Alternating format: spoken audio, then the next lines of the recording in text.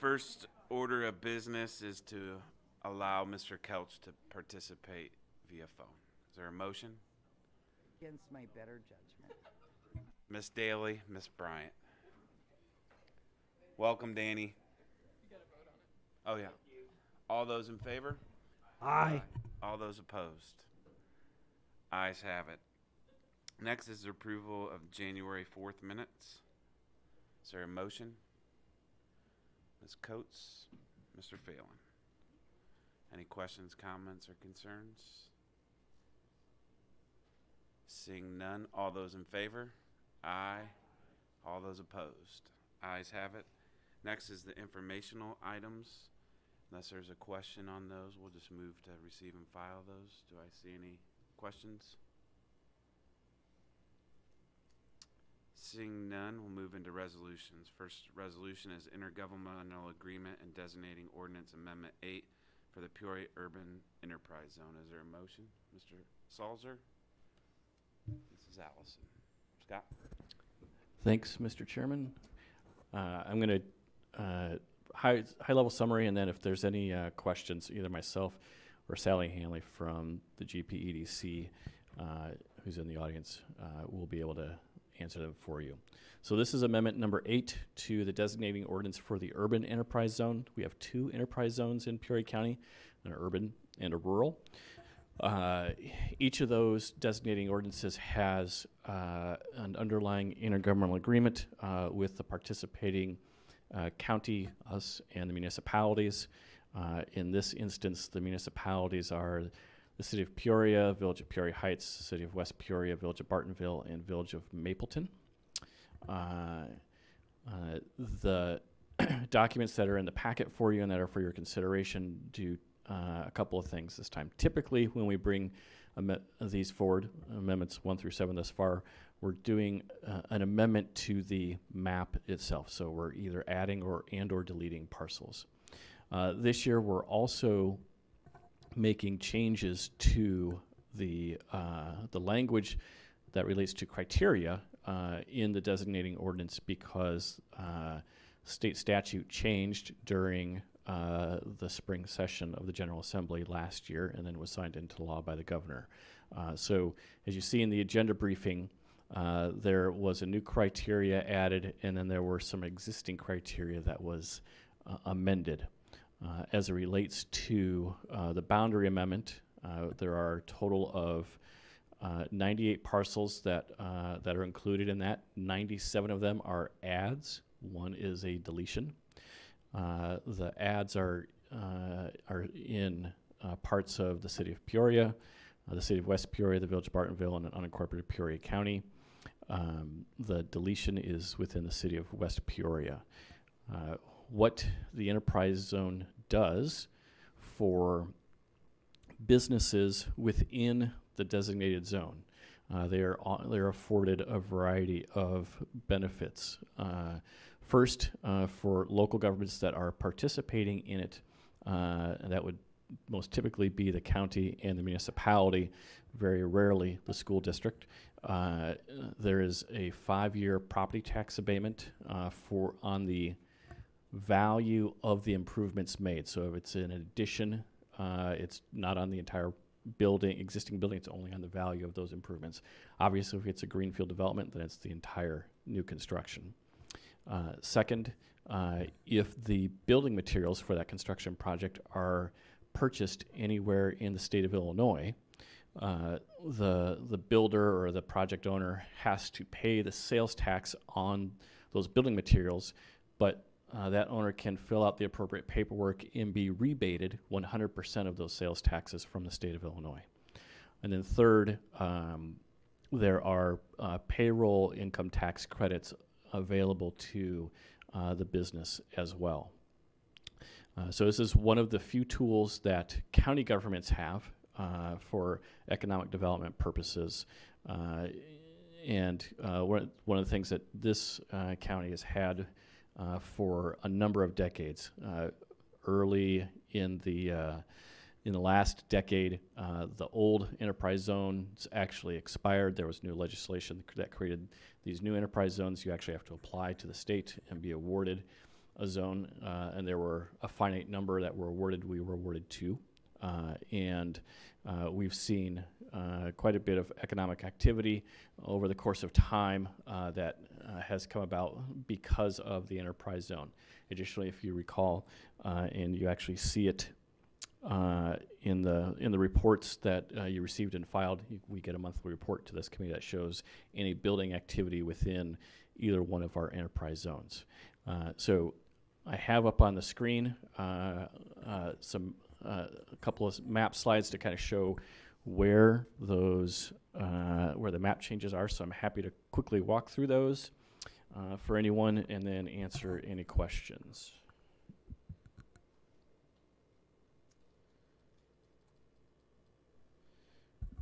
So courtesy of our GIS department, everything is color coded. So anything in this yellowish orange color is unincorporated Peoria County.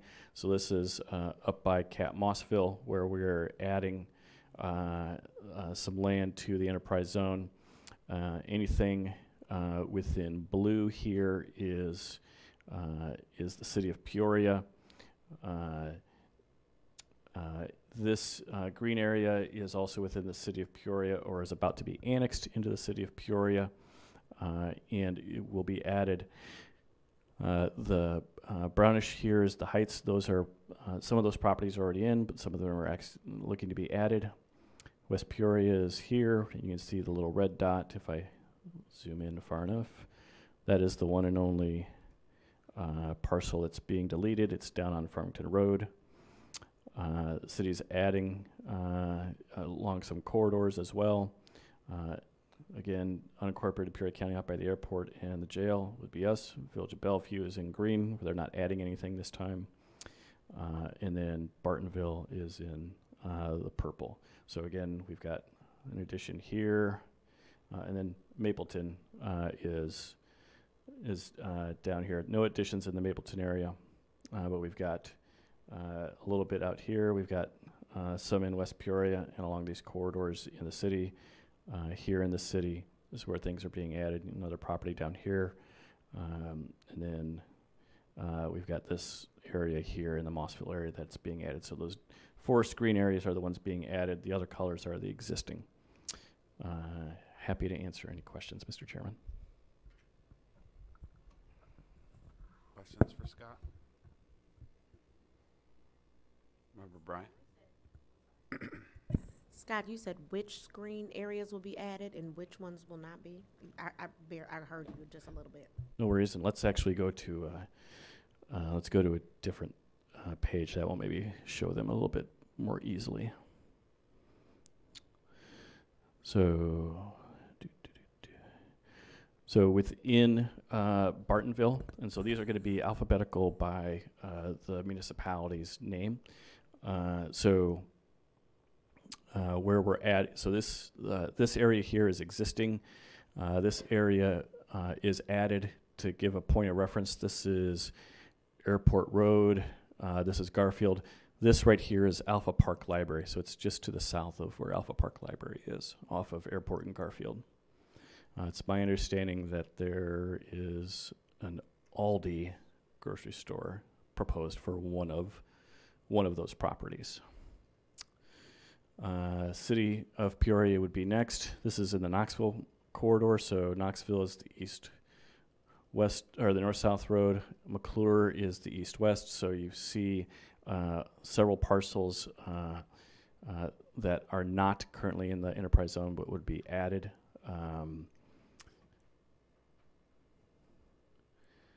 This is the MacArthur corridor, so you've got the shopping center or the strip mall where you've got the Shell gas station at the bottom of MacArthur Hill, and then several parcels on the west side of MacArthur are proposed to be added.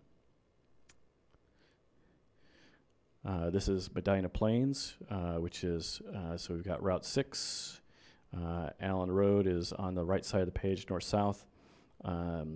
Everything that's inside a a heavy black line is what is proposed to be added. Everything that does not have a border, such as these parcels here, are existing. So those would be added, as this is currently unincorporated but is going to be annexed. So that would be proposed to be added as well. Same true here. So going up, this is Allen Road in Altorfer. Again, property down here on the bottom. This is where Pioneer Parkway dead ends.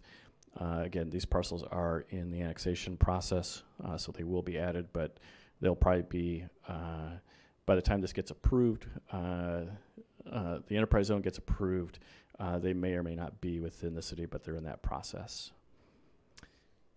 And then unincorporated Peoria County in the Mossville area. So we've got the spur that is the termination of Route 6 with Route 29. This picks up some existing businesses, including a cabinet business, I know, and then Oberlander Electric has acquired the old Palace roller rink property, and they're looking to make some improvements to that. West Peoria would be next. So we've got, this is Park Road, so you've got, this is Bradley Park over on the far right of the page. There's two parcels here off Park Road that the city is asking to be added. This blue area is existing, but in the city of Peoria versus the city of West Peoria. Peoria County Business Park, which is out by the jail. This parcel is the one vacant lot that still remains, and so it wasn't previously, but we're recommending that it be added.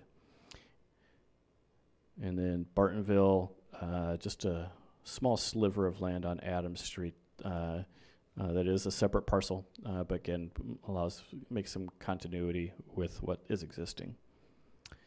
West Peoria, and then here's the one deletion. So we've got Farmington Road goes through the middle. This is the railroad tracks. This is part of the Speedway property existing here. That may or may not be part of the Speedway as well, but they're proposing that West Peoria is asking to have that parcel deleted. And then West Route 150, this is another parcel that is likely going to be annexed, but is unincorporated today, and would be tied to some development that's going to be occurring inside the city on this property here, which is where Pringle Robotics is located today and is going to be expanding. And then there's another project that is in the early stages of the pipeline that could be related to that. And then this is the Wisconsin Business District. So North-South Street is Wisconsin in the East Bluff.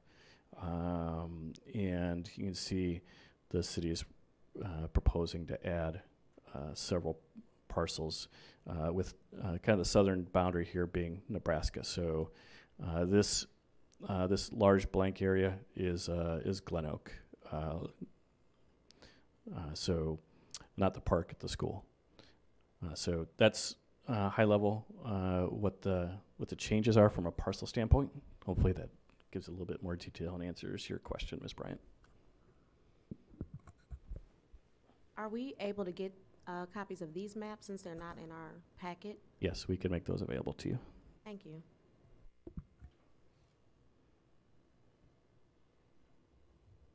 Scott, and for some of the new members, do you want to explain just what that little line is that connects them all, why it has to connect them all? Yes, sir, Mr. Chairman. So you can see, you'll see here just real quick.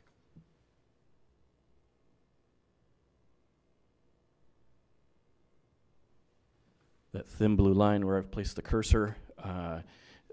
The enterprise zone is required to be all contiguous. So where you've got a parcel that is included in the enterprise zone and one that is not, you have to have, I believe it's 10 or 15 feet wide of a strip to connect those that are included in the enterprise zone. So When you actually look at the packet, the legal description alone, which we're required to prepare, is on the order of several hundred pages, because we actually have to do a meets and bounds legal description for the entire zone, which means we have to have a surveyor who's been working with us from day one and just amends it on an annual basis for the parcels that are going to be added or deleted to ensure that it's defined legally correctly from a property standpoint, and then we actually have to submit that to the Department of Commerce and Economic Opportunity at the state,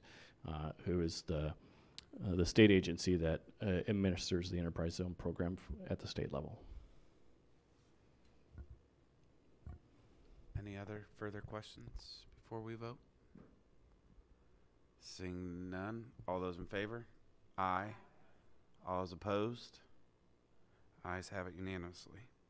Next is the rural broadband contract award. Is there a motion to put this on the floor?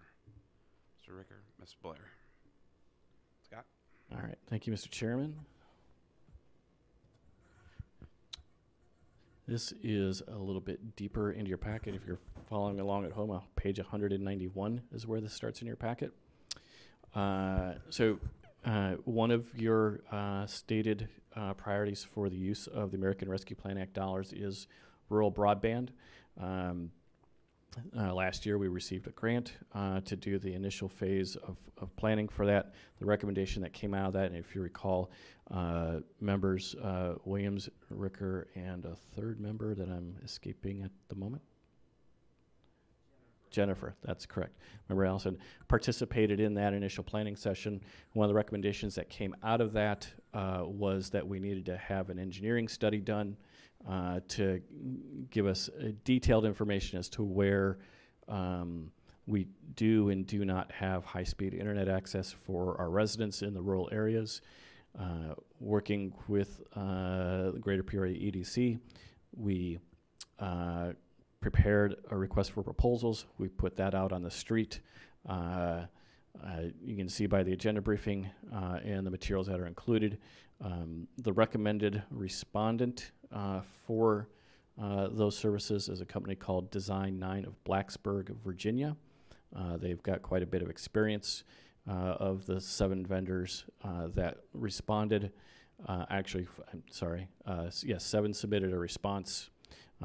We judged those in a weighted criteria, as you can see in the agenda briefing, between alignment and intent with what we were trying to achieve, their technical merits, the achievability, their expertise and patterns, and their fiscal plan and resources. Within those categories, Design 9 had the highest score in the first 4 of those 5 categories and was very nearly the highest score in the 5th and final category. So it's our recommendation that Design 9 be awarded this contract. The proposal includes $68,535 in professional services and another $37,358 in postage and other associated costs for doing an actual residential survey. So that's a grand total of $105,893. There is money appropriated for this purpose in the ARPA fund, so there is no budget amendment needed. With that, Mr. Chairman, I'm happy to answer any questions as best I can, but most likely I'm going to turn it over to Kathy Brown, who has been coordinating this process. Any questions for Scott or Kathy?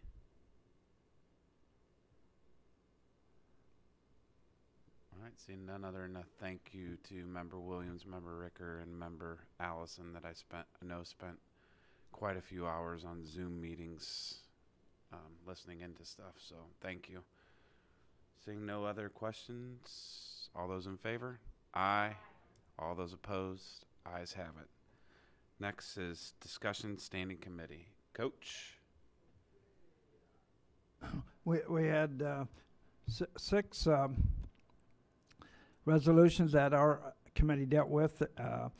Many of them are have ties to each other. As the first 2, the very first one has to do with our intergovernmental agreement with the limestone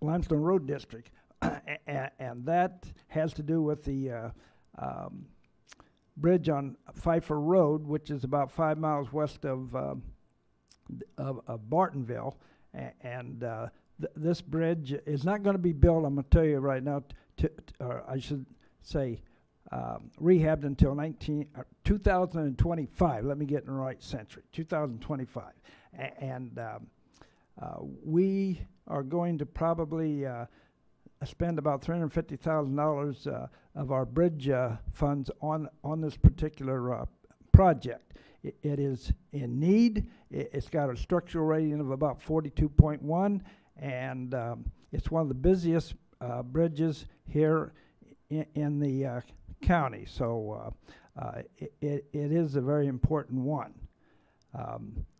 In order to do this work on this bridge, of course, the second resolution that we adopted and recommended to our board has to do with hiring an engineering firm to handle phase 1 and phase 2, and we are recommending Hanson, who we have used on several different occasions. They've proven to be very helpful to us and so forth. So Hanson is going to handle that particular situation.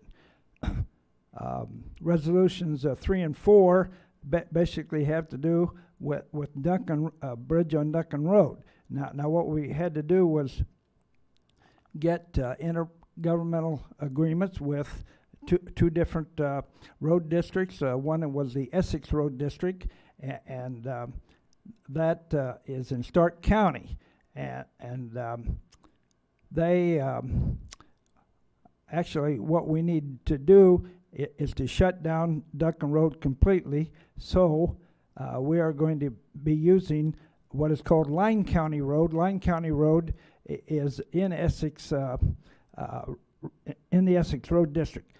Now, Jeff Gillis, one of our engineers, he went out there with the road commissioner from up in that area, and they surveyed the area. This is a gravel road, and therefore it's going to need some upkeep and so forth. And the agreement that we are going to sign is that we will give them $20,000, or I should say, we will provide $20,000 for this road and its upkeep, because it's probably going to have to be bladed. It's going to have to be primed, and it's probably going to have some seal coating. The other resolution that had to do with this same area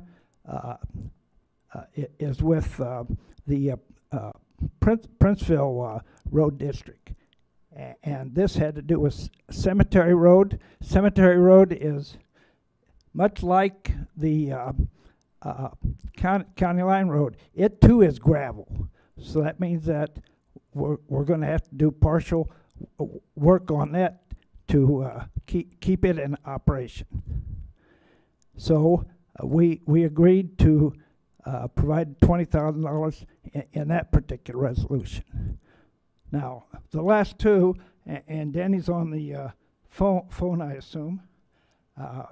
He better get back here, or these road commissioners are going to get ahead of him, because the last two have to do with the seal coating that some of these road commissioners are beginning to send out to vendors for contracts to do seal coating.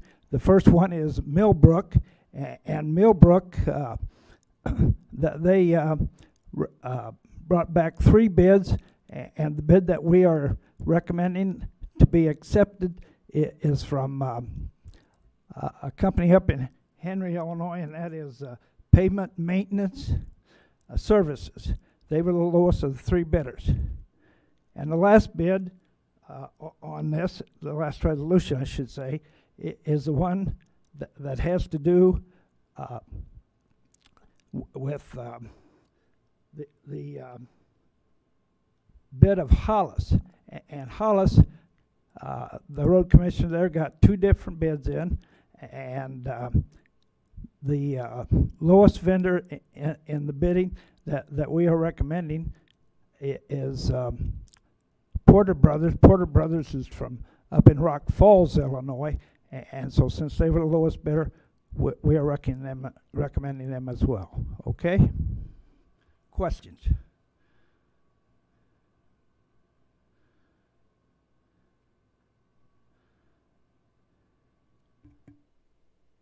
Seeing none, Coach, you gonna get into Illinois Solar for All? Oh, you know what? We had a big discussion. You're right, and Jimmy carried the ball quite a bit here in this solar situation. Some of you probably know about Illinois Solar for All, which was our discussion. Now, this has to do. This project has to do with our getting energy cheaper, and all of us, I think, are strongly in favor of something like that. But there's different ways that this project operates and so forth. And in fact, the federal government has intervened into some things that we still got to make some changes on. But our committee pretty much said to the administration, Scott and his staff, go back and get some stats and bring them back to us, and we're going to look at whether or not we should get into this business ourselves and own it, or whether or not we should purchase it from a private company that made a presentation to us as well. Thank you, Mr. Salzer. It- Questions for Phil? I was going to say it's deeper than what I gave to you. I just gave you some of the highlights. Ways and Means was canceled, and next is Mr. Rosenbaum, Land Use. Thank you, Mr. Chairman. We only had one zoning case, a petition of Doug Huff. It's an Airbnb zoning case. We had a lot of people show up to our meeting. There's 35 objectors and no consenters for this. The people came in, gave us their told us what they were against, the same stuff that they told at the zoning Board of Appeals. It passed unanimously through, but expect at the next county board meeting we'll see a bunch of these people coming in and do it. Part of the thing we were talking about was whether to put extra restrictions on, so we were talking with Andrew because Kathy was out sick, and to see whether there's a few more that maybe we should have put on. We didn't pass any at the time. Andrew's going to look up some stuff for us, so that may be coming at the regular board meeting, that we may be adding a restriction or two on to the other than what they've already added on to it. Thank you. Thank you, Paul. Next, Mr. Ricker, Operations. Yeah, operations, we did not have any resolutions. We did go into executive for labor relations. That's all. Thanks. Member Renault and Health. Thank you. We didn't have any resolutions, but yet I was able to go an hour and 25 minutes. So I appreciate Jennifer pushing through public health or public safety and getting us back on track. But we did go over some more information on the health campus. So, and I think almost everybody was here. So I'm still reaching out to board members and talking to them one-on-one and seeing what information, if we need to tailor anything to them to help get them the information they need to make this decision. So, Thank you, Member Renault. Jennifer was here for the committee, but Member Phelan, would you like to go over it? Sure, thank you, Chairman. Out of Public Safety and Justice, we had 6 resolutions total. 3 were for police service agreements with Bellevue, Princeville, and Medina Township. We had 1 dispatch agreement with Elmwood and a resolution for PCAPS grant that was awarded in the amount of $5,000. Beyond that, it's worth noting that Coroner Jamie Harwood did ask that he could present report monthly at committee, and that was allowed today.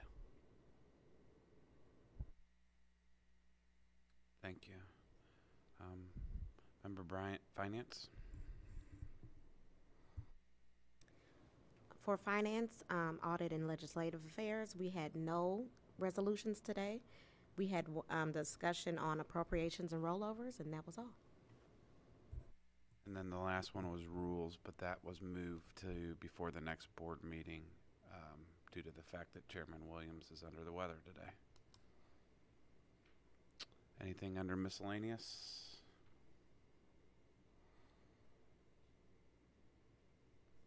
Mr. Sorrell? Thank you, Mr. Chairman. Just a reminder for the board members present that we have strategic planning on Saturday. Starts at 8 a.m. I know it's calendared till 4 because we had to book the room for the whole day. It's not going to go that long, I assure you. There will be both breakfast and lunch provided, and because it's early, there will be coffee. I am assured, even though I'm not a coffee drinker, I know many of you are. Just a high level, and I'll be sending an email either yet today or tomorrow morning with a couple of documents for you to review in advance, and also kind of a summary of how things are going to go. Saturday is intended to be a continuation, not a replacement of the session that you had with the same facilitators in October of 21.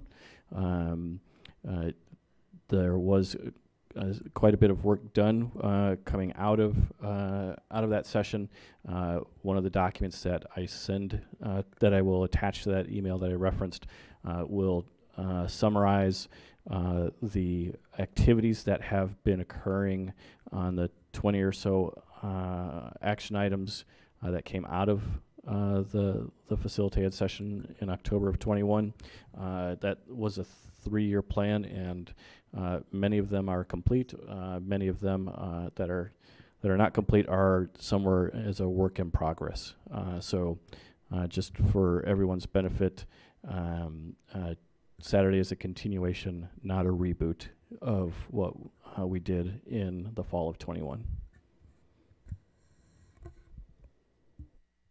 Anything else? If not, meeting adjourned.